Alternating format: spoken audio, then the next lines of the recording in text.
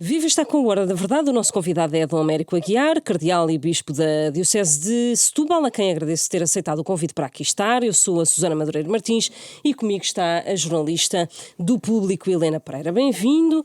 Participou nos trabalhos do Sínodo dos Bispos no Vaticano, que terminaram a 27 de outubro. Até junho vão funcionar 10 grupos de estudo sobre algumas questões, pobreza e também, por exemplo, a participação das mulheres na Igreja. Este sínodo, no fundo, começou em 2021. Criar grupos de trabalho, nesta altura, não é adiar mais uma vez uma decisão sobre temas que podem ser considerados fraturantes, ou não? Uma saudação ao auditório da Renascença e do meu jornal Público também. Há um ano estivemos por aqui e aqui há nos reencontramos, damos graças a Deus por isso. Primeiro dizer-vos que, agradecer o convite, como é óbvio, mas dizer-vos que a experiência do Sínodo é muito positiva para alguém que nunca tinha participado em nenhum. É uma experiência Nações Unidas, uma experiência da pluralidade e da riqueza de nos encontrarmos diferentes, de proveniências diferentes, de culturas diferentes. Enfim, é muito importante e muito positivo. Depois, aquilo que o Papa empreendeu desde o início. Primeiro, o que o Papa quer é que nos sintamos em modo sinodal. É como aquela coisa do telemóvel, modo avião. Portanto, o Papa não quer que seja um espaço de tempo em que nos aplicamos ou que nos debruçamos sobre a sinodalidade ou sobre o sínodo, mas quer que a Igreja entre com normalidade num processo sinodal. Isso significa que os problemas, as dificuldades, as oportunidades e os caminhos a percorrer no futuro, no hoje e no amanhã, que sejam falados, discutidos e decididos naquilo que é a partilha dos irmãos e das irmãs.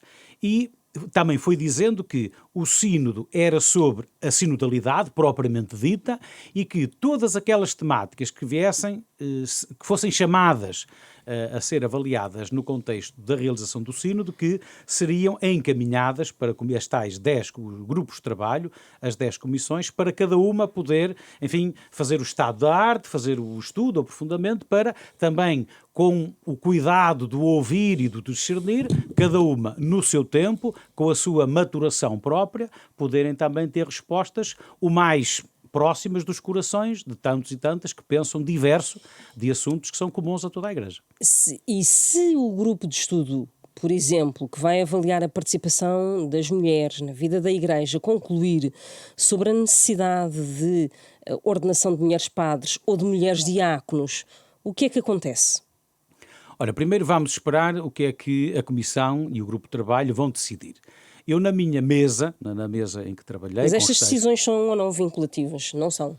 Depende do modo como o Papa as materializar, não é? Porque quer o sínodo, quer estes grupos de trabalho, normalmente, quando chegam ao fim, fazem recomendações. Entregam ao Santo Padre a conclusão, o relatório final, enfim, o resultado final do trabalho que desenvolveram, e depois cabe sempre ao Papa, ao sucessor de Pedro, olhem como ele fez agora, o sínodo chegou ao fim, e o Papa disse, eu não vou fazer mais nada. O documento final, pura e simplesmente, está pronto para ser divulgado e para ser encaminhado para as igrejas e para as dioceses. Porque normalmente havia sempre um tempo de espaço para uma exortação pós-sinodal, que muita gente nem sonha o que é, não é? Mas também não interessa. Mas é um documento que o Papa faz depois da realização de um sínodo, em que assume ou não, na totalidade ou em parte, aquilo que são as decisões que esse sínodo tomou. Ora, o Papa decidiu, não sei se para queimar etapas ou para acelerar ainda mais o processo da sinodalidade agora na geografia real de cada um,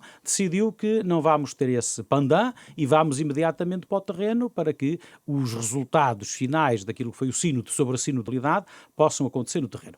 Aquilo que é o trabalho das comissões, e eu tive presente em algumas delas, tive curiosidade em algumas delas, e o que eu noto é que o caminho está-se a fazer caminho. Isso é que é importante. Eu gostaria de dizer aos nossos ouvintes e leitores é que o Papa Francisco, nestes 10 anos, eu penso que todos aceitamos isso, estando mais afastados ou mais próximos, todos aceitamos que é um caminho que se vai fazendo. Em muitas áreas, não é única exclusivamente nessa. Em muitas áreas vai-se fazendo Perdão, vai-se fazendo um caminho e mesmo aquilo, por exemplo, este ponto propriamente dito da questão que referiu, e nomeadamente o tema do diaconato feminino, é muito interessante que a votação desse ponto, não é? É a votação que tem, enfim, um número mais significativo, tem 90 e tal votos contra, mas tem uma esmagadora maioria, 200 e... de votos a favor, a favor, ou seja, significa que se nós formos fazer mas o historial... Os votos contra podem funcionar como um sinal de que a Igreja pode dividir-se nessa temática. Se há uma coisa interessante que eu posso testemunhar aqui aos leitores e aos ouvintes, é que durante este mês a experiência que fizemos é uma experiência que eu recomendo. Olha, recomendo para as famílias, para as instituições, para o Parlamento e para as outras entidades, em que, primeiro, aprendemos a ter gosto de ouvir. É muito importante nós termos o gosto de ouvir os outros, mesmo que os outros pensem diferente de nós. Nós não estamos muito habituados, nem gostamos muito, de estar a ouvir alguém que pensa diferente e que defende outros caminhos e outras soluções. E, portanto, o Sínodo foi muito importante para estes representantes do mundo inteiro, esta metodologia de ter o gosto e o prazer de ouvir o que é que o outro diz, o que é que o outro pensa. E depois a segunda parte ao contrário, que é, eu ouvi e vou ser ouvido. E ao longo de um mês, e eu gostava que sublinhassem, um mês, das 9 menos um quarto da manhã às 7:30 da tarde, todos os dias, né, nós fizemos esta experiência, tema a tema, ponto a ponto, bloco a bloco, daquilo que foi esta experiência sinodal. E o que eu aprendi no fim, né, o que eu concluí no fim, é que é uma riqueza nós podermos ter a oportunidade de estar juntos, à volta, neste caso não era uma mesa, eram mais de 30 mesas, com irmãos e irmãs que pensam de modo diferente, que sentem de modo diferente, mas que também que nos sensibilizam e testemunham as suas urgências, não é? Das suas periferias existenciais. Porque o exemplo que eu costumo dar, quando nós, por exemplo, nesta geografia europeia ocidental, discutimos com maior ou menor sangue na guerra a questão dos casados, recasados, não é? Os nossos irmãos africanos disseram-nos, calma aí porque nós não estamos a entender essa prioridade. O nosso problema chama-se poligamia. Ora, isto para alguns é assim, desculpe, o que é que disse poligamia? Não, para nós isso não é problema, mas é para nós. Ou seja, é muito importante que nós nesta mesa das nações e das sensibilidades e das culturas aprendamos definitivamente que o que é diferente não é um problema. O que é diferente é uma riqueza, é uma oportunidade para aquilo que o Papa pede, que é que a Igreja e a sociedade, de modo em geral, quando tem problemas, não construamos muros. Tu és contra, eu sou a favor, eu sou de A e tu és de B. Não. Temos um problema, temos uma dificuldade, temos um assunto em cima da mesa, vamos nos ouvir, vamos rezar, vamos discernir e vamos tomar uma decisão. E eu acredito que em todas essas temáticas, a Igreja e estas várias comissões que, a partir do verão do ano que vem, vão começar a transmitir ao Santo Padre aquilo que são as suas conclusões e veremos o que é que ele vai decidir. Mas voltando a esta questão das mulheres diáconos, qual é a posição do Sr. Cardeal? É de que se deve integrar todos, mas não todas? Não, eu só tenho assim, primeiro, não tenho dúvidas da minha experiência pessoal, não tenho dúvidas quanto à importância do papel da mulher na Igreja. Nenhum, zero. Não é? Seja na catequese, seja na liturgia, seja lá no que for, eu sou há muito tempo que estou convertido aqui, como é que diz outro? Aqui quem manda são as mulheres e, portanto, não há dúvida nenhuma quanto à importância, à prioridade, mas, acima de tudo, o que eu acho que é importante sublinhar, mais do que a questão do ordena ou não ordena, é nós, na sociedade e na Igreja, definitivamente entendermos que nós somos iguais. Nós somos iguais, não é? Naquilo que são as responsabilidades, naquilo que são as oportunidades, naquilo que é as oportunidades, nós devemos partir da base daquilo que nos é comum, que é o batismo, não é? É o batismo que nos faz filhos e filhas de Deus iguais e é deste batismo que deve emergir... É possível haver igualdade sem haver sacerdócio? Não, agora eu penso é que nós colocamos um sublinhado que eu acho que é errado, não é? E eu compreendo, mas acho que é errado, que significa o seguinte, quando nós falamos de ministério ordenado, eu falo de serviço. Eu entendo o ministério ordenado como serviço. Mas na sociedade, e porventura em muitos, areópagos, entendemos o ministério ordenado como exercício do poder. E então questionámos se o ministro ordenado é o topo do poder, do exercício do poder, porque é que então os iguais não podem, de igual modo, aceder a esse exercício do poder. E eu acho que aqui é que está o busilis, aqui é que está a pedra de toque, que é refletirmos e aprofundarmos se isto está correto ou se isto, enfim, E a seu ver, intoxica a reflexão, porque, no meu ver, mesmo a questão de historicamente terem existido no passado as diaconisas que exerceram, a mim não me causa especial problema nem dificuldade maior. Agora, o que eu acho que é errado é quando nós colocamos no centro da reflexão que estamos a querer refletir ou distribuir a questão do exercício do poder associado ao Ministério Ordenado. E eu acho que isso é que é o erro. É quando nós, e a culpa é nossa, não é? Quando o padre, quando o bispo, quando... Não quer partilhar o poder. Exatamente. Ou seja, quando, que é isso que está em causa. Exatamente, mas eu acho que o erro é associar a história e os séculos e a prática ter associado ao Ministério Ordenado o exercício do poder. Eu acho que essa é que é a questão. Sente que na Igreja há padres que não querem, homens que não querem partilhar o poder, é isso?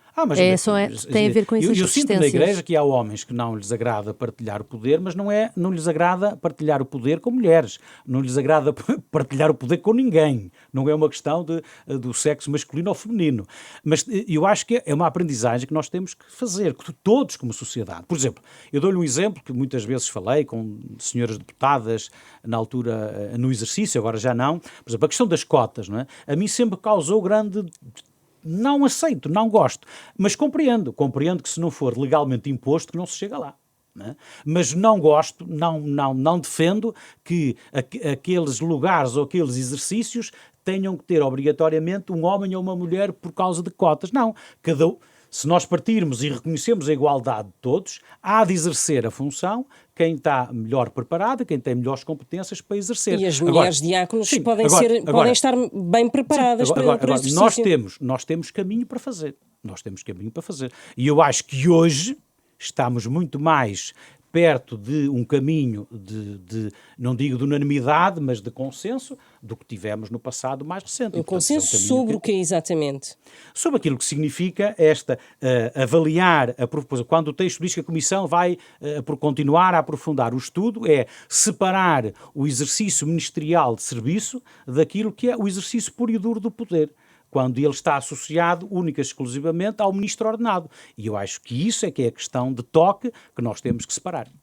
Ou seja, a breve trecho podemos ver mulheres a celebrar missas, por exemplo? Não, vale uma coisa.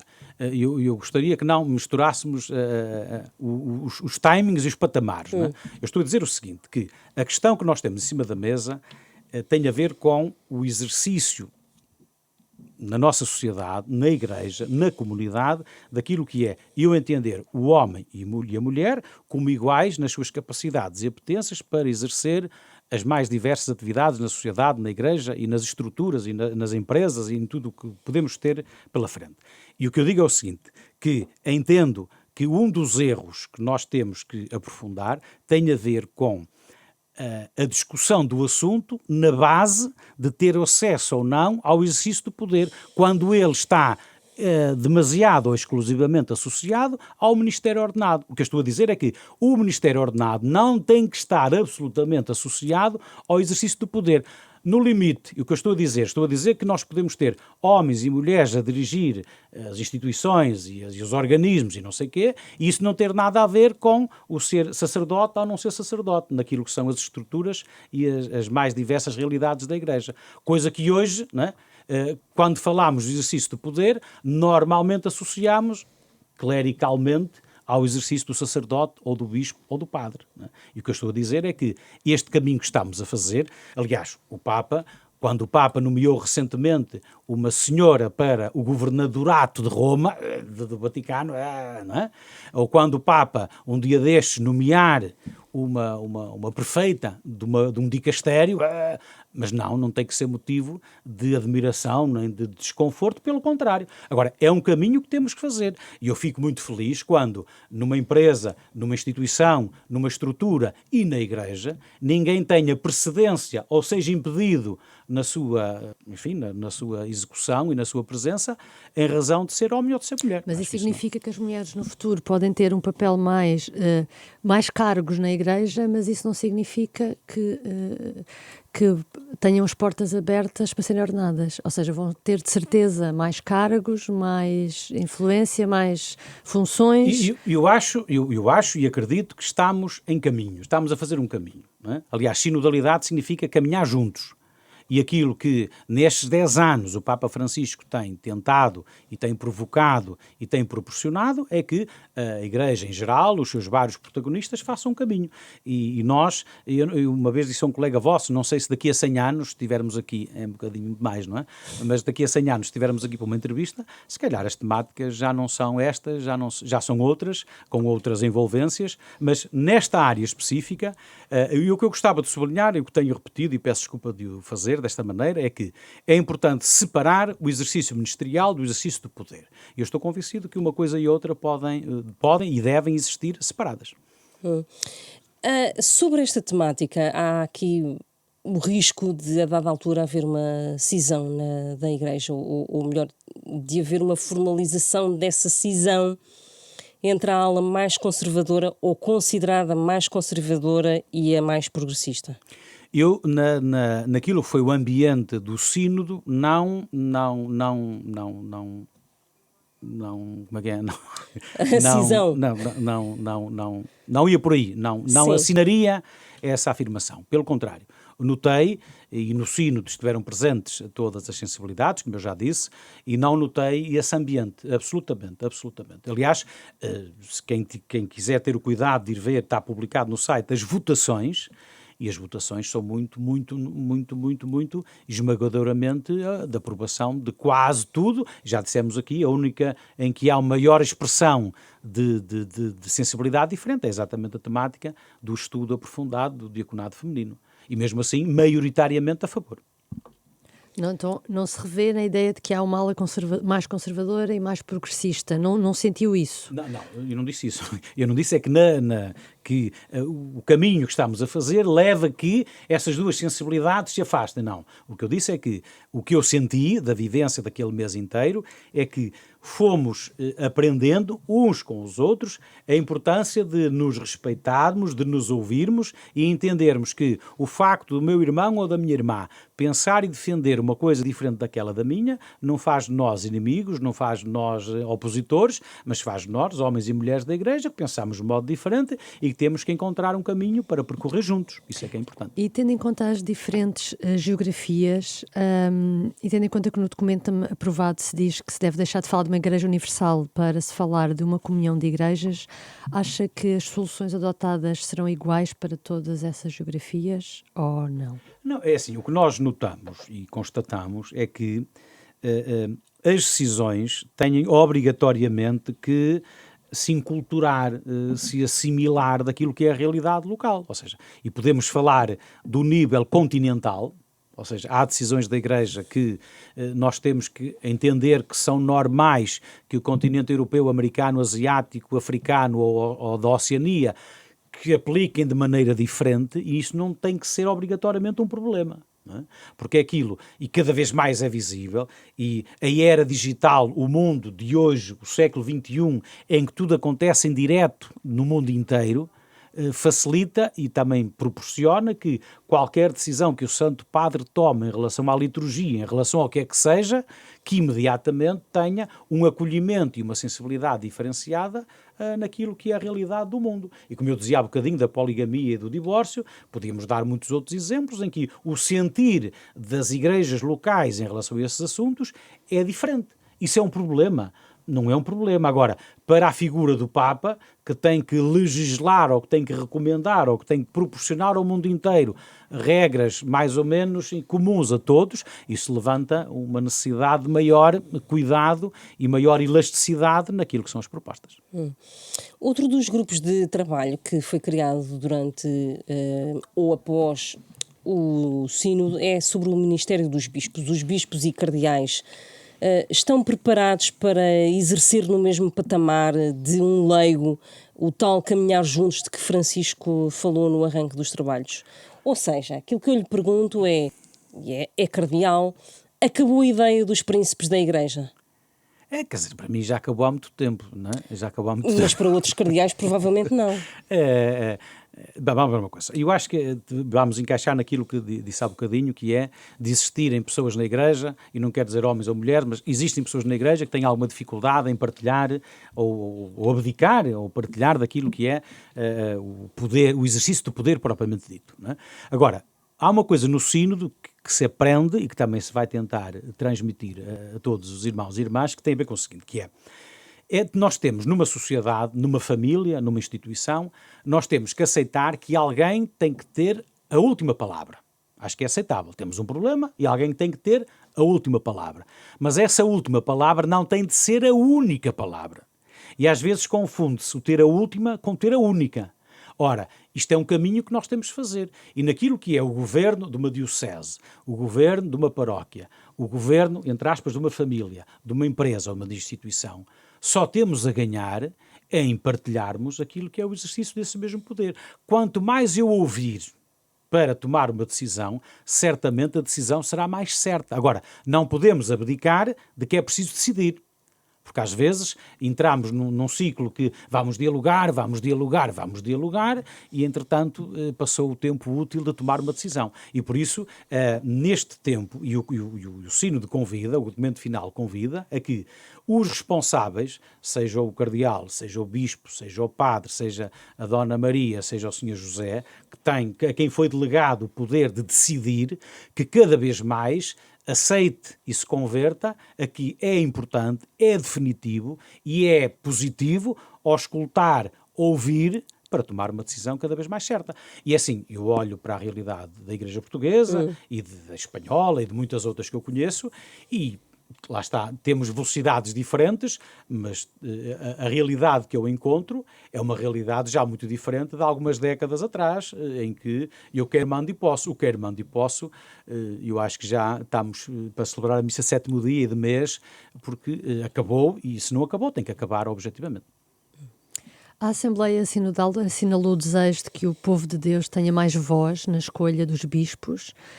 Podemos ver a prazo leigos a participar na escolha dos seus bispos por votação? E assim, é isso? A participação dos leigos já acontece. Não é? Vamos ver uma coisa. As votações já aconteceram no passado. Se nós puxarmos isto uns séculos para trás, existiram. E os do tempo concluíram que não era a melhor solução.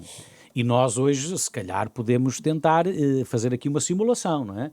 Apresentamos aí alguns padres, uma diocese, vai haver uma votação e sabemos depois o que significa uma campanha, uma votação, uma escolha e se calhar o resultado final nem sempre é o mais, enfim, nem é, às vezes a maioria não tem razão,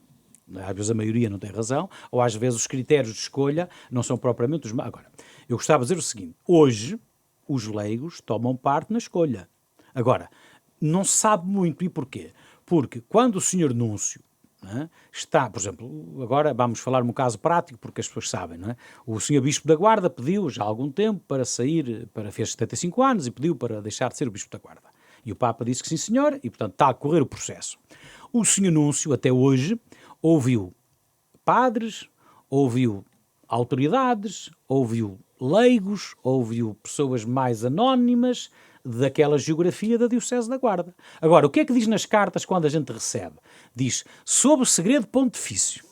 Diz, senhor fulano tal, vimos-lhe perguntar o que é que acha, qual é o perfil, que nomes, porventura, mas fica a saber que isto é segredo pontifício. Para ficar a saber que não pode dizer a ninguém que foi consultado, ficar a saber que não sei o que mais. Portanto, isso já acontece desta maneira. Podemos, e porventura, colocar a questão se no fim do processo, porventura, se não era saudável, porventura, que foi escolhido o bispo fulano tal e no processo foram ouvidos fulano, cicrano, a Maria, o António, o José, não sei o que mais.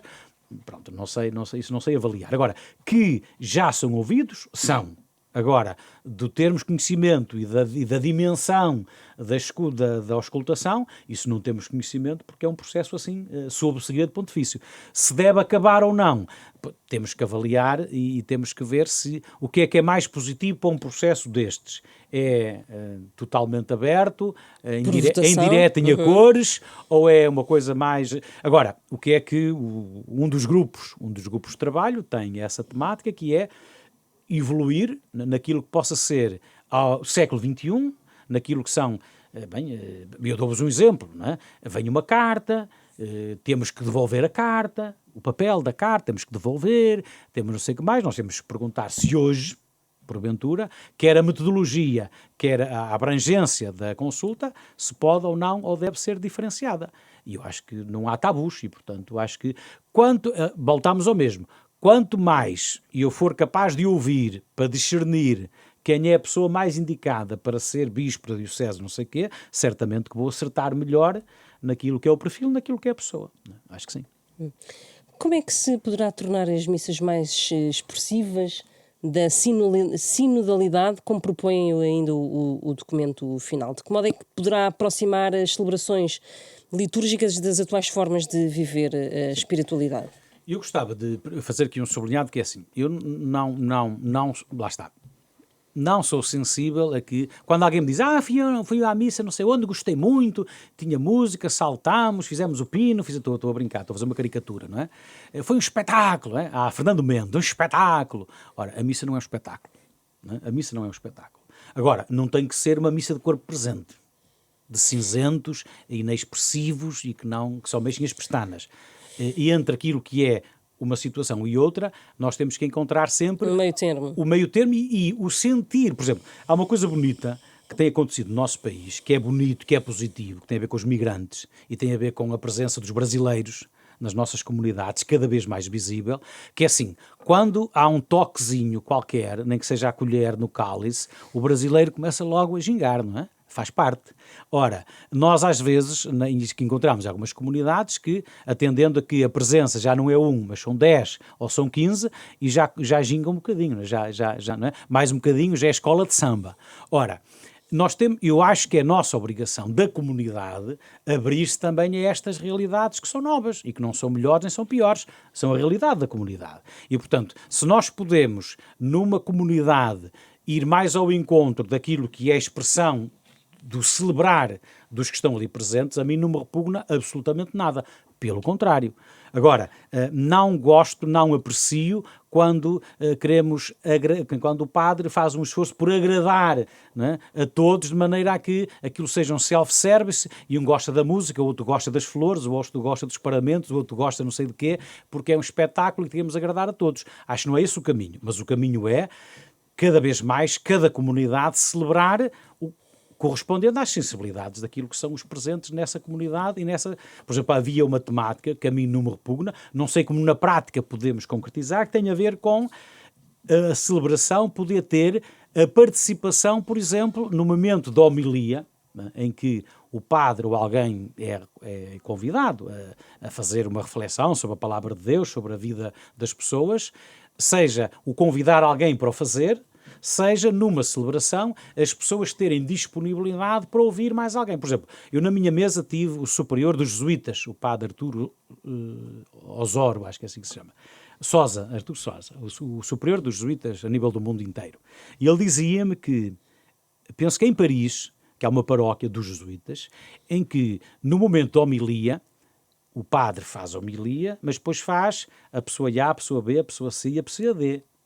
E as pessoas apreciam, mas não estão a olhar para o relógio, não é? Porque depois também significa que cada um vai falar 3, 4, 5 minutos, 10 minutos, seja o que for. As pessoas estão com outra disponibilidade de tempo para apreciarem e para assimilarem aquilo que é uma... E eu acho isso muito positivo, que eu, perante a palavra de Deus... E é replicável aqui. Pois, lá está, quer dizer, é replicável, mas é muito naquilo que é a sensibilidade daquela comunidade. Porque se eu for à paróquia, dizer-lhe que agora vamos experimentar nos próximos domingos, não vamos ter só a homilia do Sr. Padre, mas vamos ter a homilia do Sr. Padre e vamos ter umas reflexões de 5 leigos que vão também.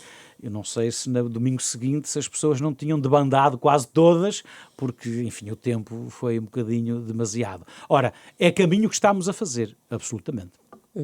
E como é que avalia as resistências de alguns membros da Igreja Portuguesa a este esforço de mudança que está a ser impulsionado pelo Papa Francisco? Eu aprendi desde a minha vida civil e desde o meu cadastro civil passado que a mudança causa sempre desconforto. E há pessoas que aderem com mais facilidade, há outras que nem por isso, há outras que estão tão distraídas que quando dão por ela já aconteceu. E, portanto, a gestão da mudança é sempre difícil, seja qual for a instituição, seja qual for a área, seja qual for cada um de nós. Cada um de nós reage sempre de modo diferente àquilo que é uma mudança, seja de estado, seja de geografia, seja de profissão, seja lá do que for, reagimos sempre com defesas.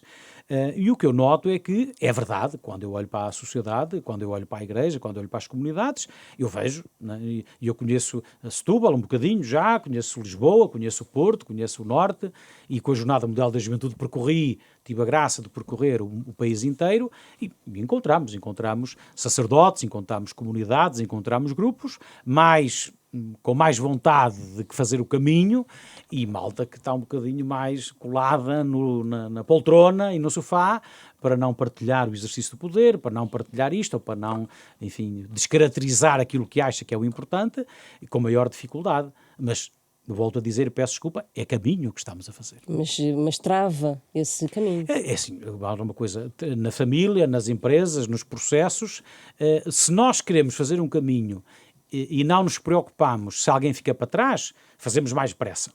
Não é? Se temos a preocupação de não abandonar ninguém, o caminho é feito com menor velocidade, de maneira a que alguns tenham mais tempo para digerir e para se converter àquilo que é a proposta que se está a fazer. O documento final do Sínodo não deixa de lado a questão dos abusos e lê-se que é preciso esclarecer a verdade e pedir perdão. A Igreja em Portugal tem feito isso? Ou a mensagem que passa tem sido confusa, nomeadamente sobre as indemnizações às vítimas? Ora, vamos ver. Nós, primeiro...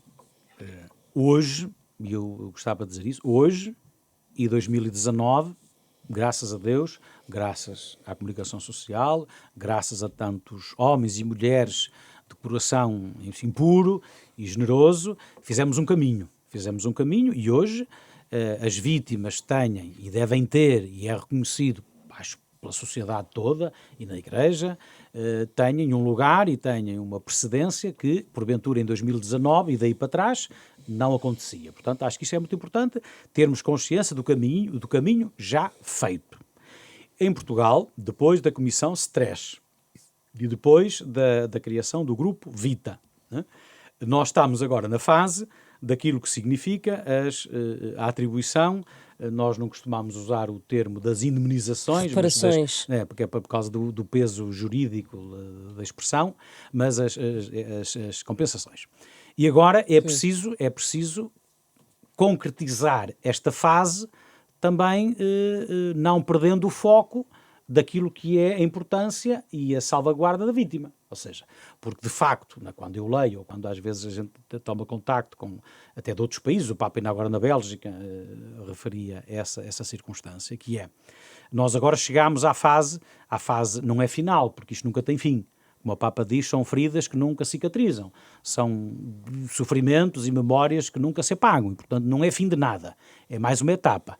E esta etapa da compensação, temos que fazer um esforço, a Igreja e a sociedade em geral, fazer um esforço para que não venha agora acrescentar mais sofrimento ou dúvidas ou recalcar situações desnecessariamente. Eu acho que agora o caminho que deve ser realizado até ao fim, e nós temos, enfim, aquilo que é a Conferência Episcopal. Eu não sou, no caso, porta-voz da Conferência Episcopal, nem estou a par daquilo que são as últimas decisões que vão ser tomadas. Nós vamos ter plenária agora de 11 a 14 de novembro, não estou a par, portanto não tenho dados para dizer, mas o que eu quero e desejo e rezo é para que nós sejamos capazes de continuar a ser exemplares, com altos e baixos, com incidentes, enfim, momentos menos felizes, mas continuar este caminho para concretizar aquilo que é uma fase que é muito importante, que não vai resolver nada, que não vai indemnizar nada, que não vai resolver nada,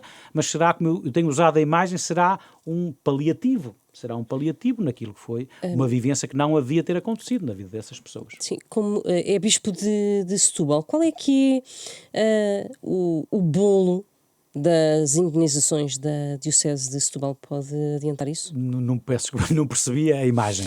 Peço desculpa. Há um bolo total, Há um bolo? não é? Ok, eu não estava a perceber o bolo. Dinheiro. Estamos a falar de dinheiro para essas compensações.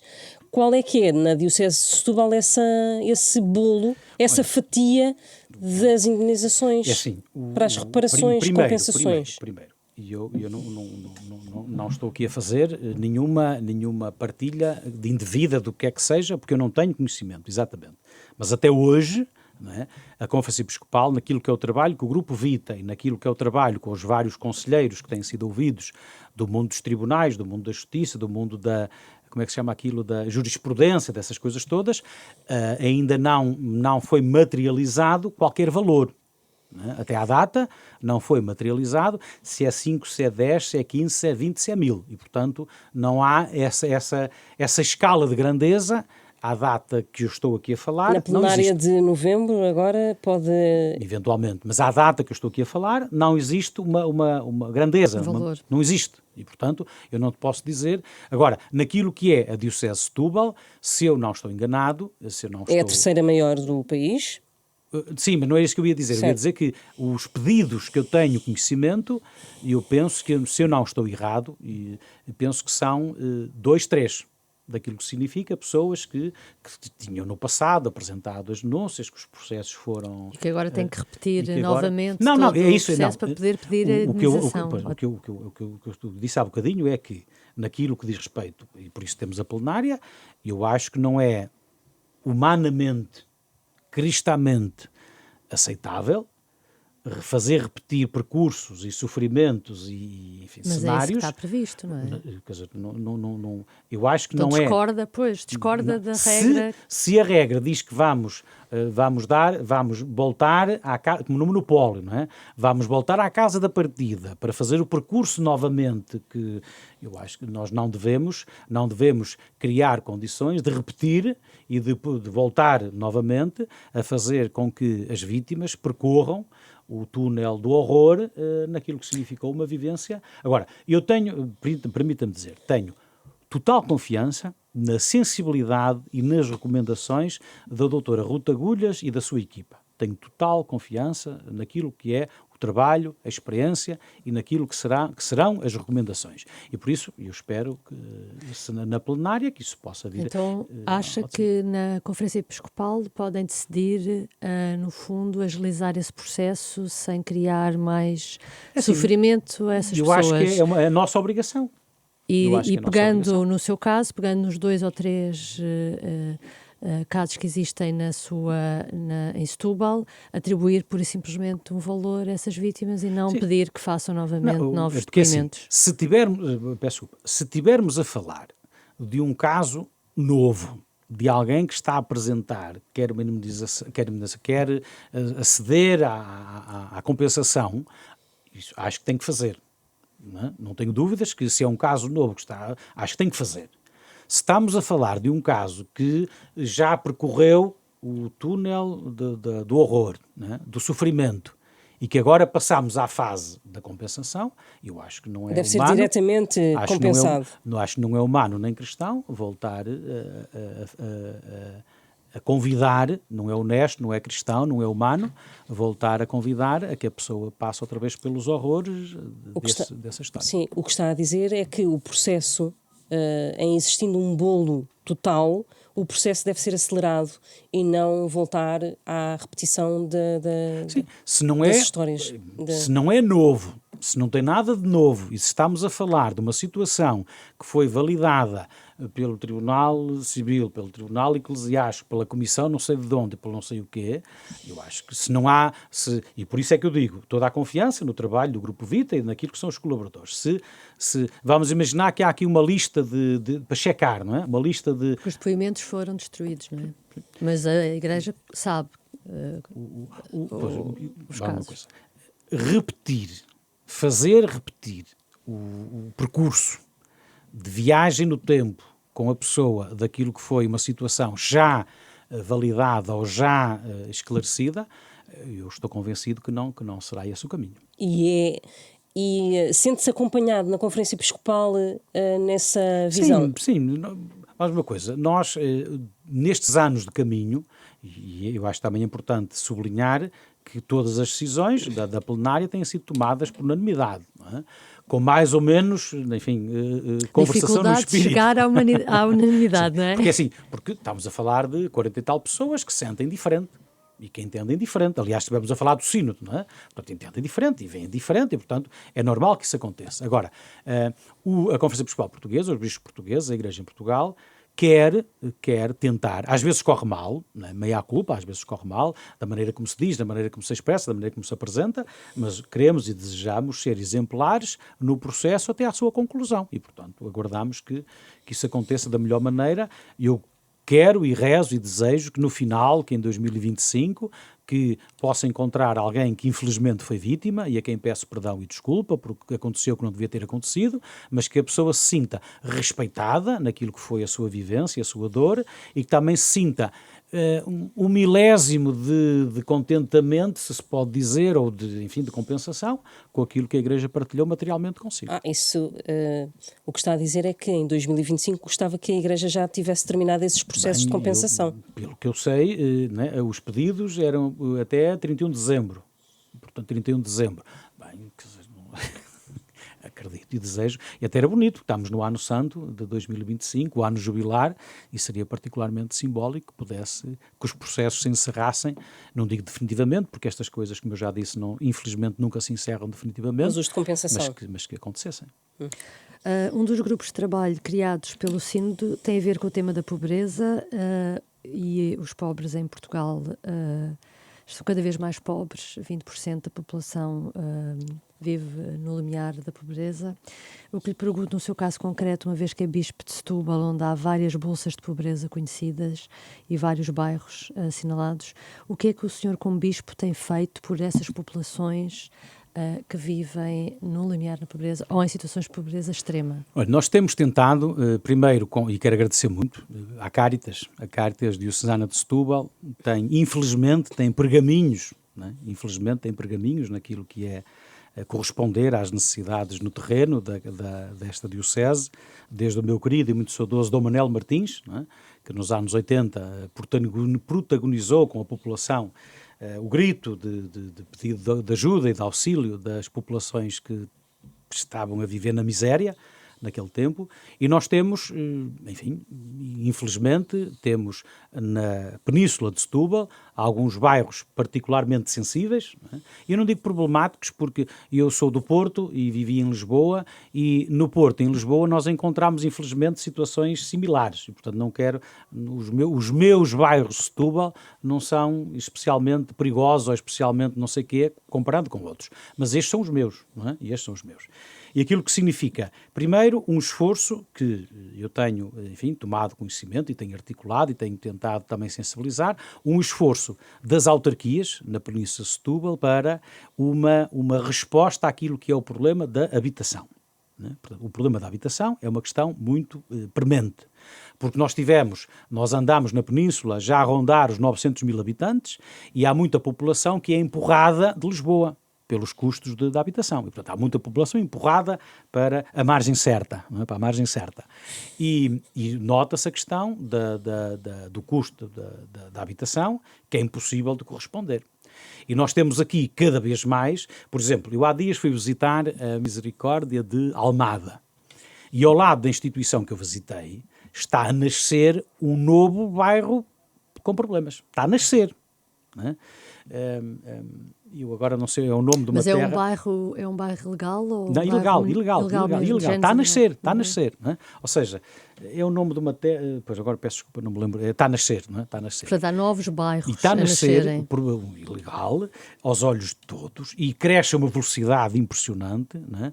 Quando em Almada, que estamos a falar, quando em Almada o município, o IRU e o governo estão a tentar resolver a velocidade de cruzeiro, o problema dos bairros já com alguns anos que existem. Por exemplo, o segundo Torrão, eu tive infelizmente que ir lá a um funeral de um jovem que foi assassinado e confesso que o segundo Torrão e o bairro De Bela Vista.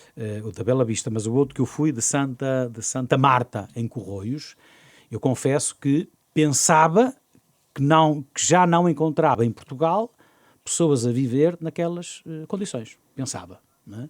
Porque aquilo que era o meu conhecimento de bairros e bairros problemáticos e bairros com problemas, confesso que fiquei chocado com aquilo que é a dimensão e aquilo que... Agora, nós só podemos resolver isto de mãos dadas, todos.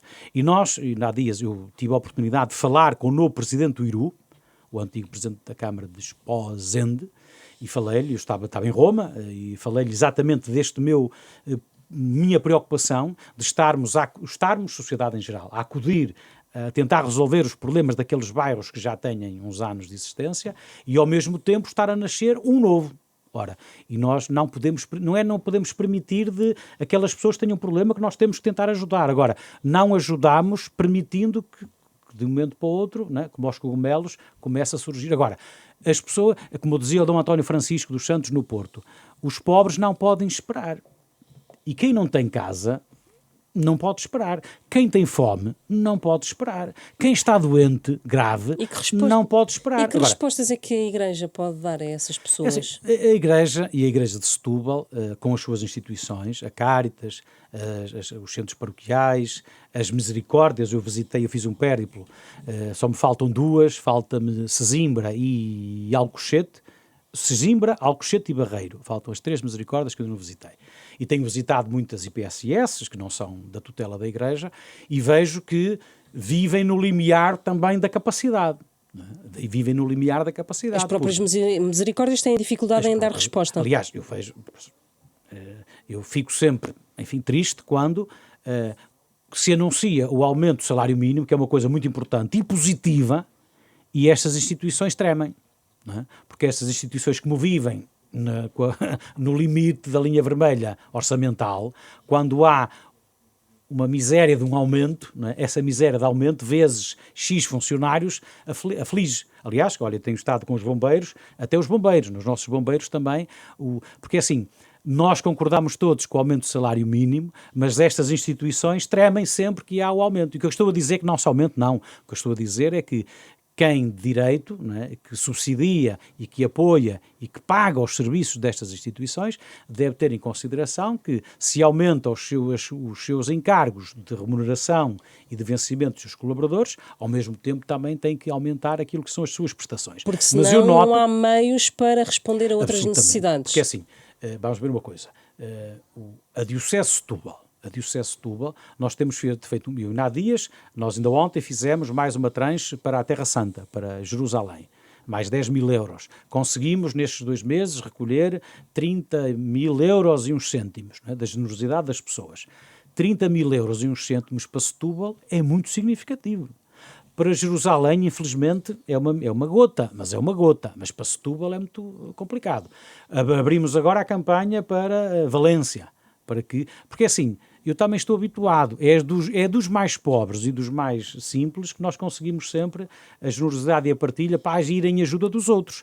E o que eu peço é que, mesmo para a Igreja de Setúbal, para as instituições de Setúbal, nós estamos no terreno, nós temos know-how de capacidade de resposta e de proximidade às pessoas, mas precisamos também que nos ajudem e que nos, enfim, partilhem connosco para que seja possível nós partilharmos. Por exemplo, eu tenho iniciado também neste último ano, porque sou muito sensível a isso, por exemplo, aquilo que tem sido uma partilha de bens com, por exemplo, o estabelecimento prisional de Setúbal e o estabelecimento prisional de Montijo, os presos, não é? Porque também é uma área da sociedade que nós, infelizmente, não damos muito valor ou não temos muito presente, a não ser quando alguma coisa corre mal, e tem sido também motivo da Diocese também partilhar com alguma generosidade do pouco que tem, mas temos feito isso e fazemos isso e não fazemos contas a isso. E aos bairros mais pobres e a esses bairros ilegais que até estão a nascer, a Igreja chega lá ou não? Sim, a rede paroquial, seja em Setúbal, seja, enfim, no Porto, eu conhecia de um modo particular, e aqui na Grande Lisboa, a rede paroquial é uma mais-valia para quem quiser chegar às pessoas. Não é? Ou seja, a rede das IPSS e as redes das paróquias, dos centros, das misericórdias, da Cáritas, é uma solidariedade de proximidade, não é? Se a gente pode dizer. Porquê? Porque conhecem o nome, conhecem o rosto, conhecem a família. Não é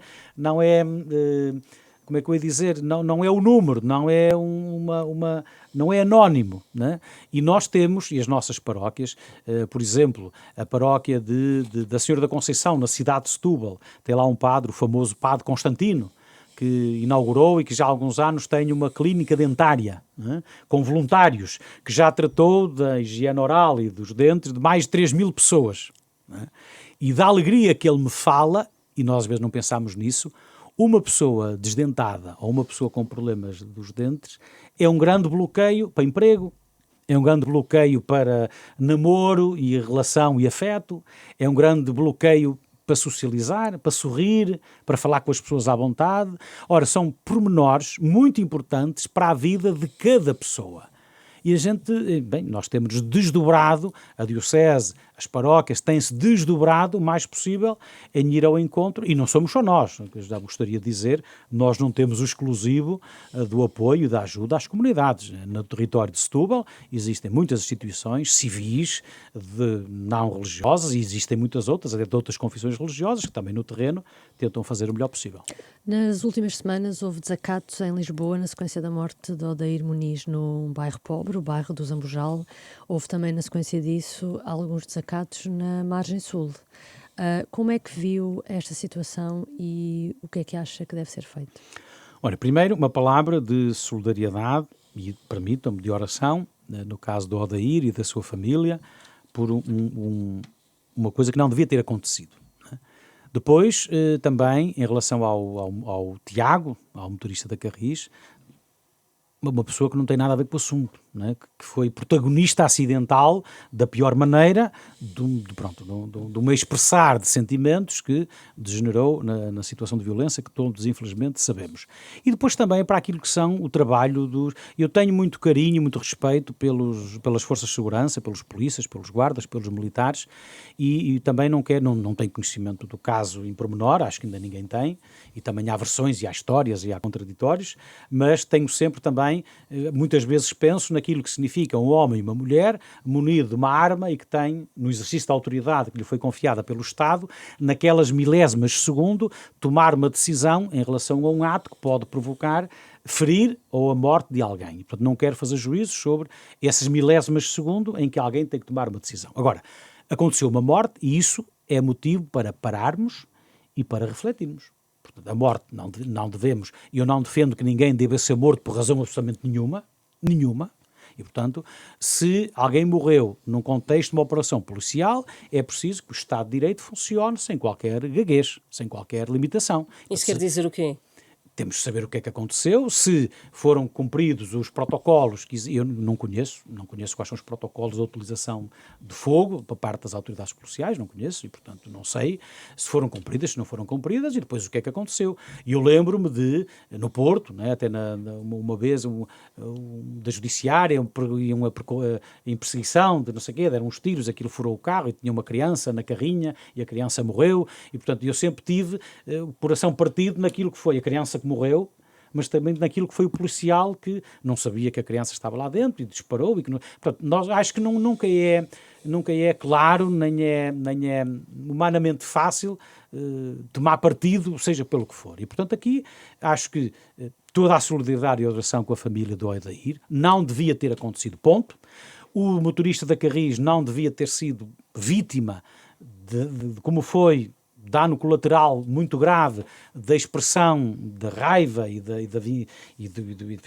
dor dos concidadãos que se manifestaram dessa maneira, e os agentes policiais também temos que, enfim, averiguar o que é que foi feito, o que é que não foi feito, porque vamos imaginar que chegámos ao fim e tudo foi feito dentro das regras do Estado de Direito, mas que infelizmente resultou na morte de alguém que não devia ter acontecido. Mas há muitas pessoas desses bairros mais pobres que se queixam de discriminação por parte das forças policiais. Nos bairros que conhece, não lhes chegam relatos também nesse sentido? É assim, não, diretamente nunca me chegou, mas tenho os relatos que são intermediados via imprensa, e principalmente quando acontecem estas situações, não é? Quando acontecem estas situações é mais visível, não é? É tornado mais visível e mais público que aqui ou ali ou acolá isso acontece. E depois também tenho a percepção, anualmente há um relatório da inspeção, da inspetora, das polícias, e de vez em quando tenho noção que é dito que na geografia A, B ou C houve um excesso de força, houve um desrespeito, não sei o quê. Ora, nós devemos, em todas as áreas, não é? É assim, há um padre que comete uma falha, os padres não são todos, não é? Há um polícia que comete uma falha, os polícias não são todos, e assim sucessivamente, já agora os jornalistas também.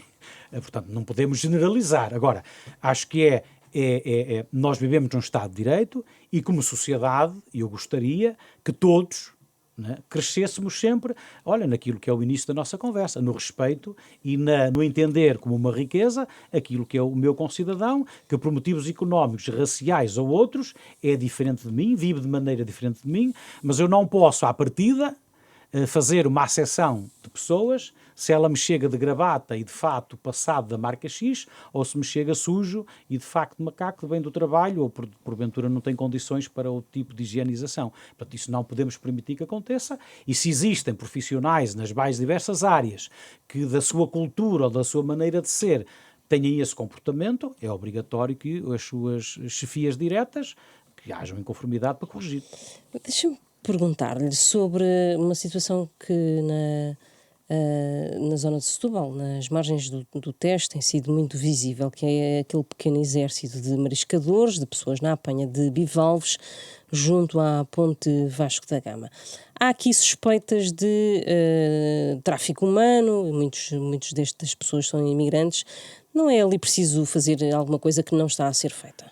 Minhas queridas interlocutoras, não sei se posso dizer assim, eu, aqui há poucos meses, fiz tudo o que tinha ao meu alcance para Mas é que, entretanto, a colocar situação está na na ordem mesma. do dia o assunto.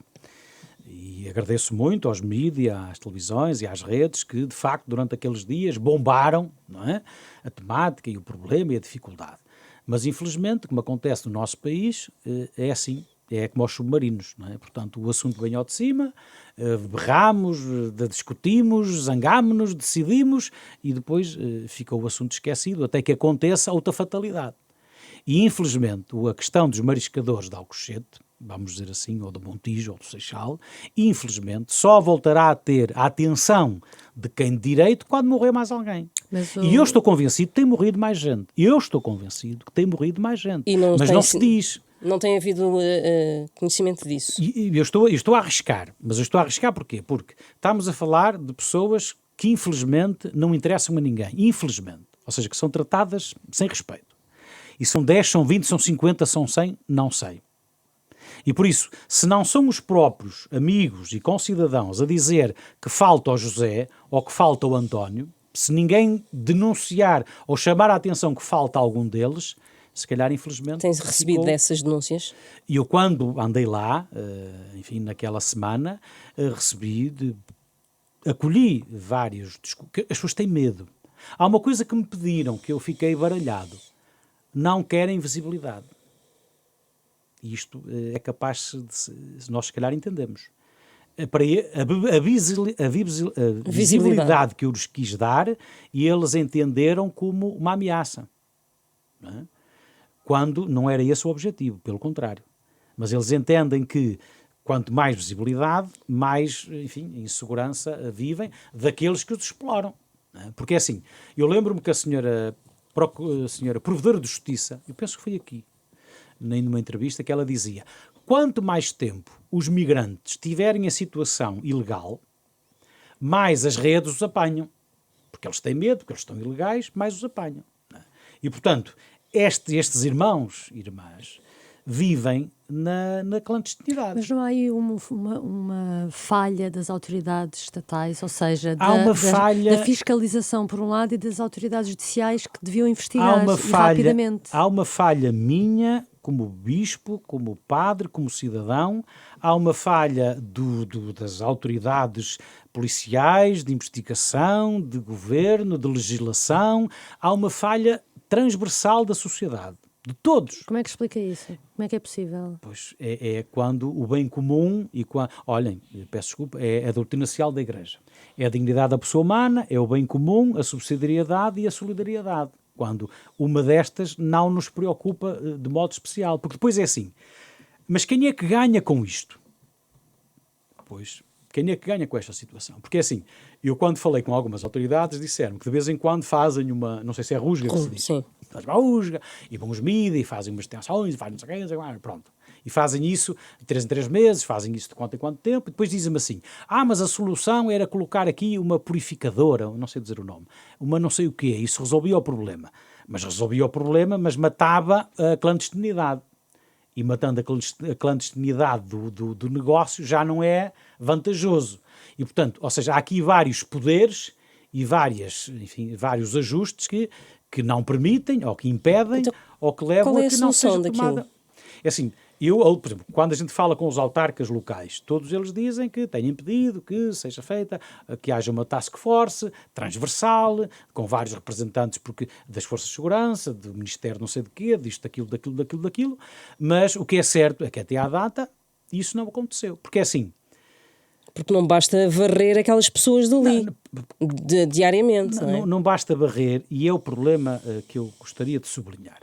Os migrantes não são o problema. As pessoas migrantes não são o problema. E eu fico muito zangado e triste, e enfim, dói-me quando eu ouço protagonistas a colocar o peso nas pessoas migrantes. Ora bolas, as pessoas migrantes precisam é que a gente as ajude, ponto final. O problema são os protocolos, as metodologias, as legislações, as instituições, as várias redes de responsabilidade e de jurisdição, que tudo junto esmagam a pessoa. Sim. Ou ignoram a pessoa.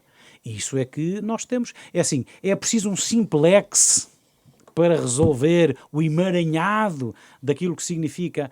Porque assim, quando a gente vai... Porque eu não consegui.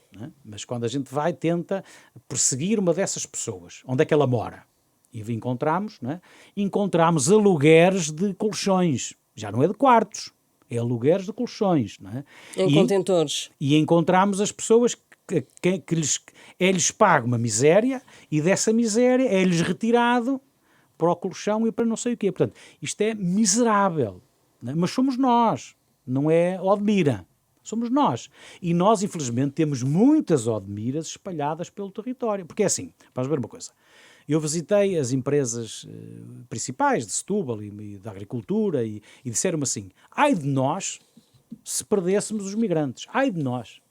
Mas isto num registro oficial e formal, de trabalhadores, com tudo direitinho e não sei o quê.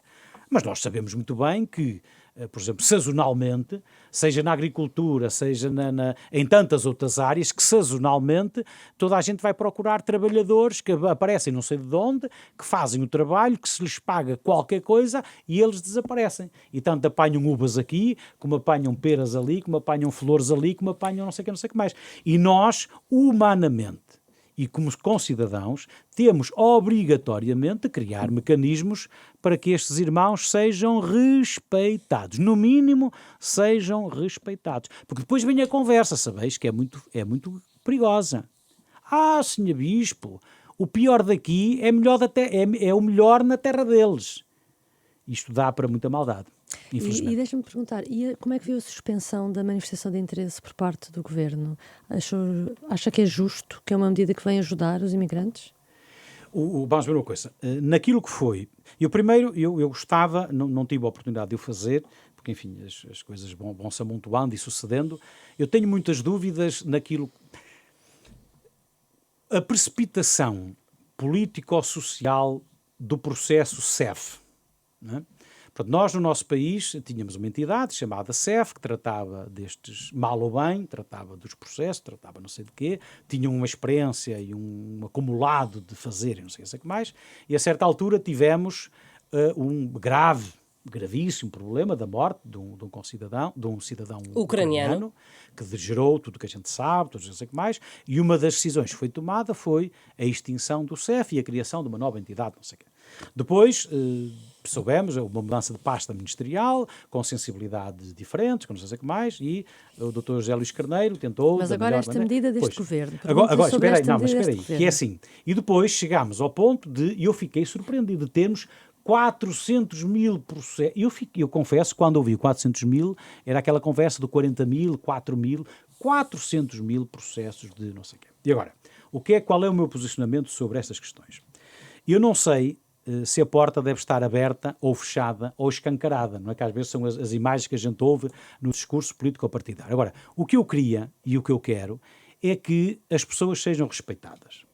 E quando há um cidadão do mundo que olha para Portugal e sonha concretizar a sua vida em Portugal, eu acho que devíamos tentar criar condições para que ele se sinta acolhido, amado e respeitado. E respeitado no nosso país. Agora, eu não sei, naquilo que é a capacidade de resposta do nosso país, o que é melhor e o que é que salvaguarda mais a dignidade de quem quer vir para cá. É abdicar da declaração de interesse, é sim, é não, são as cotas, são os números, e eu confesso que não sei responder. Agora, sei que tudo que não respeite a dignidade de alguém que quer sair da indigência, dos problemas, das dificuldades do seu país e quer concretizá-las em Portugal, e eu gostaria de os acolher de braços abertos, sem qualquer impedimento que isso aconteça. Vamos avançar. Gostava de falar consigo sobre o orçamento do Estado e uma provocação, se a Igreja Católica está aprovado, não é? Em teoria. A Igreja Católica não teve aqui um papel algo tímido publicamente, já que não houve um apelo a que o poder político se entendesse até para resolver problemas de pobreza de que já aqui falámos. Soutor, olha que não. Eu fiz a minha parte. E vi... Primeiro, é o problema de sempre. O que é a Igreja? O que é a Igreja? E eu, nas entrevistas que dei e nos comentários que fiz, sempre disse que era fundamental, no tempo que vivemos, que se entendessem e aprovassem aquilo que era o orçamento. Sempre disse, e disse publicamente, e disse em entrevistas. Respeitando aquilo que é o desenrolar do processo no Parlamento. Não é? Tu és este, tu és aquele, eu não, tu sim, não sei, essa coisa é normal que aconteça, com mais ou menos, enfim, sangue a fervilhar. E confesso que, aplaudi aquilo que foi a decisão do Dr. Pedro Nuno Santos. Entendi a argumentação dele, que ele, aliás, assisti, eu estava em Roma, não é? no Sínodo, e assisti, tentei aproximar-me na televisão aliás, a certa altura fiquei preocupado, porque com aquele elenco... Parecia que ia chumbar. Aquele elenco que ia ser... Por isto tudo, não mas por isto tudo, sim. Enfim, aplaudi aquilo que foi uma decisão e achei importante que a pessoa o dissesse. Que dissesse, eu penso assim, eu defendo isto, mas há um bem maior, que é, enfim, a governabilidade e a situação do país e do mundo, e, portanto, e também aquela sensação que eu também tenho, que é, se fôssemos as eleições, não estou convencido que o resultado fosse muito diferente na conjugação PS-PSD. Estou convencido que também não seria absolutamente. Sim. E, portanto, fiquei contente. Agora, o que é importante é que o Parlamento faça o seu trabalho e que cada um, com as suas responsabilidades, e que de vez em quando também se baixe um bocadinho o sangue na guerra, porque às vezes, porque assim, eu sei que faz parte, não é? Mas às vezes para os cidadãos, quando vêm assim derrompante na televisão ou nos mídias, parece que aquilo é muito feroz, é muito violento, e pronto, agora é importante que... O que é importante é que quer o Governo, quer o Parlamento, as diversas bancadas, nunca deixem de ter como prioridade o melhor para Portugal e para os portugueses.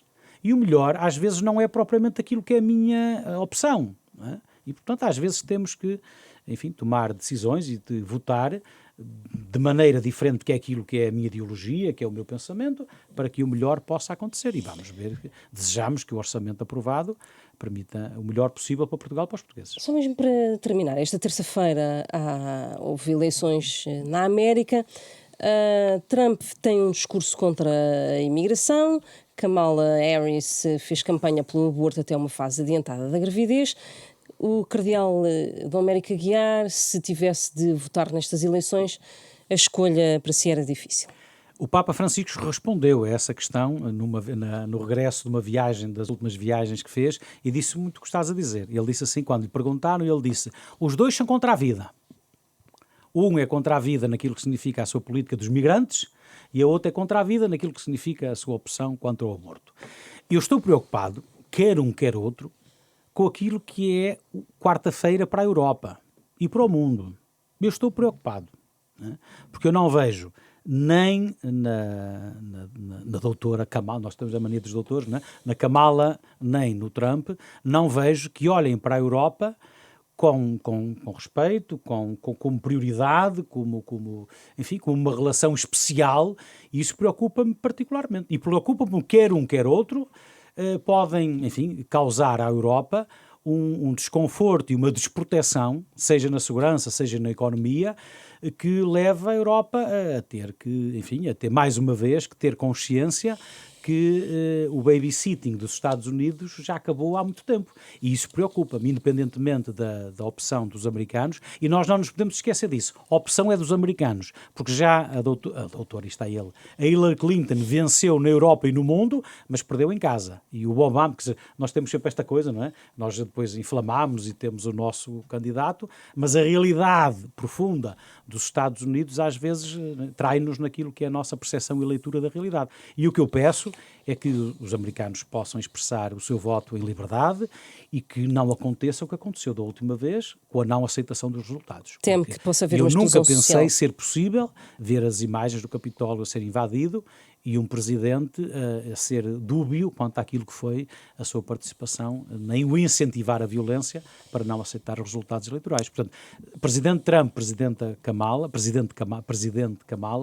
que seja o melhor, mas tenho receio que a Europa vai ter que se virar, independentemente do resultado. Está assim terminado este Hora da Verdade. O nosso convidado foi Dom Américo Aguiar, cardeal e bispo da Diocese de Setúbal, a quem renovo o agradecimento para estar aqui. Tivemos a gravação vídeo de Lara Castro e a gravação áudio de Beatriz Garcia. Regressamos na próxima semana.